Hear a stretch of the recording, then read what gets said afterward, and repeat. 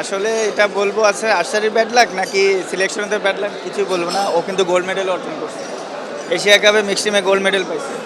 আমাদের আর্চারিতে কিন্তু 22 সালেও আমরা গোল্ড মেডেল অর্জন করছি, 23 সালেও গোল্ড মেডেল অর্জন করছি কয়েকটা ইভেন্টে, এশিয়া কাপ বিশেষ করে। তো সেখানে কিন্তু আমাদের রেজাল্ট ছিল। এখন জানি না যে গোল্ড মেডেল পাইছে তারপরও কেন আমাদের প্লেয়াররা সিলেক্ট হয়নি, এটা আসলে দুঃখজনক, এটা আমি নিজেও জানি না। আচ্ছা রোমান, মানে পুরস্কার সবসময় একটা প্লেয়ারকে ইন্সপায়ার করে। জি। এবার যারা পেলো, যারা পুরস্কার পেলো বা যারা আর কি অ্যাওয়ার্ড পেলো, মানে দায়িত্বর কথা আমরা বারবার বলি।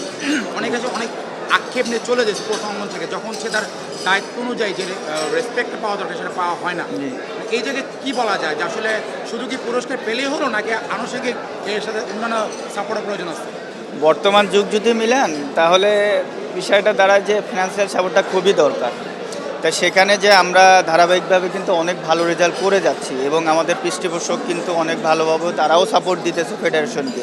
সেই জায়গা থেকে আমি মনে করি আমাদেরকে আরও বেটার তারা পারতো সাপোর্ট দিতে, ফিনান্সিয়ালি বলেন অন্য দিক থেকে তারা পারতো, তারা সেটা পারে, তারা চাইলেই সেটা পারে। তো ওই চাওয়ার ইচ্ছাটা থাকা দরকার।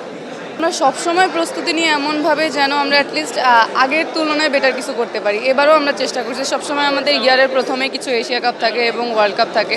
তো আমরা সবসময় ফোকাস করি যে প্রথমে যে গেমগুলো সেগুলোতে ভালো করার। তো আলহামদুলিল্লাহ আমাদের প্রথমের গেমগুলো ভালো হয়েছে। এখন ওয়ার্ল্ড কাপের প্রিপারেশন চলছে, আর এগুলোর মাধ্যমেই আমরা চেষ্টা করব অলিম্পিকে কোয়ালিফাই করার। আমাদের একটা লাস্ট চান্স আছে, সেটা হলো 2024 সালের প্যারিস অলিম্পিকে খেলার জন্য। তো ইনশাআল্লাহ আমরা সেভাবেই কাজ করছি এবং কোচও সেই প্ল্যানিং অনুযায়ী আমাদের কাজ করাচ্ছেন এবং প্র্যাকটিস করাচ্ছেন, যেটা নিয়ে আমরা আশাবাদী যে ইনশাআল্লাহ আমরা ভালো কিছু করতে পারবো। সেই সুযোগটা কি আছে একটু বলুন।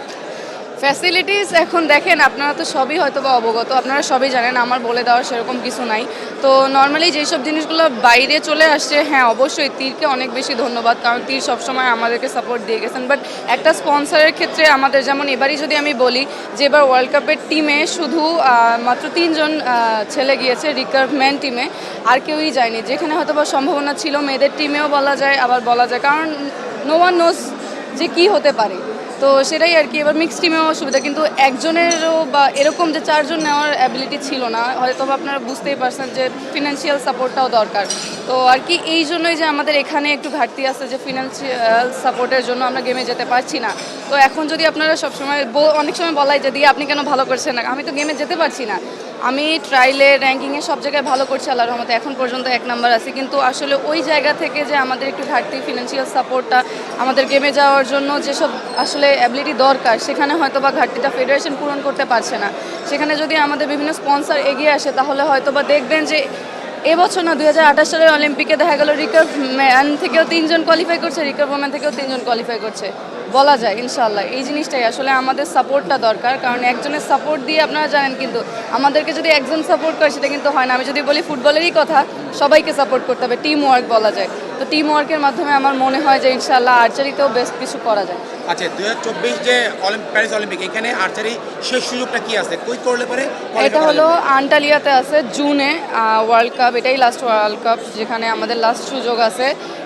4টা টিম হয়তো বা কোয়ালিফাই, 4টা ইন্ডিভিজুয়াল, আর মিক্সড টিম 2টা এরকম। তো মিক্সড টিম ইন্ডিভিজুয়াল টিম 3টাতেই আমাদের সুযোগ আছে। আশা করা যায় যদি ফেডারেশন আমাদেরকে নিয়ে যায়, তো আমরাও আশা করছি ইনশাআল্লাহ, আমরা জানি যে হয়তো বা নিয়ে যাবে, বাট সবসময় আশা থাকে। আমাদের তো অলিম্পিক খেলার অবশ্যই ইচ্ছা আছে এবং ডিরেক্ট কোয়ালিফাই করার ইচ্ছা আছে। তো সেক্ষেত্রে বলবো যদি নিয়ে যায় ইনশাআল্লাহ আমরা সেখানে প্রুভ করবো যে আমরাও পারি এবং আমরাও করে দেখাতে পারবো ইনশাআল্লাহ।